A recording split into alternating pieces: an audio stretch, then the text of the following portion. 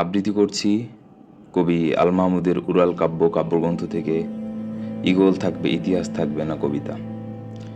ভাবো, ইতিহাসের গতিরুদ্ধ মানুষের আর কোনো ইতিহাস থাকবে না। ফেরাউন থাকবে কিন্তু মূসা থাকবেন না।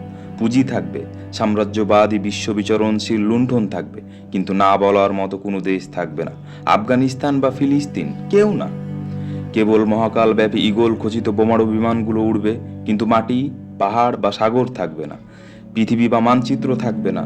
ধর্ম থাকতে চান থাকুন, কিন্তু কোনো মিনার থেকে আজান হবে না। গির্জাগুলো তো আগেই নিলামে বিক্রি হয়ে গেছে। এখন না ঘণ্টাধ্বনি, না আজান। প্রতিবাদ বা প্রতিরোধ থাকলে বোমা হামলাও থাকবে, কারণ ইতিহাসের আর প্রয়োজন নেই। ইতিহাস থাকবে না। রাজরাজাদের দিগ্বিজয়ের কেচ্ছা না হয় থাকলো না, কিন্তু প্রেমেরও কি কোনো ইতিহাস কোথাও কেউ গাথার চলে গেয়ে উঠবে না? যেমন বন্দিরা প্রার্থনা সঙ্গীত গেয়ে উঠে প্রতিটি শতাব্দীর অন্তিম প্রান্তে দাঁড়িয়ে।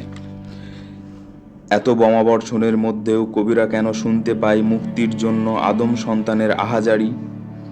মানুষের ভালোবাসার গান বিধ্বস্ত পৃথিবীর কন্দরে দুর্বাঘাসের মতো ছোপ ছোপ সবুজের মায়া বিছিয়ে পড়ে থাকবে, কিন্তু মানুষের কোনো দায়িতা থাকবে না।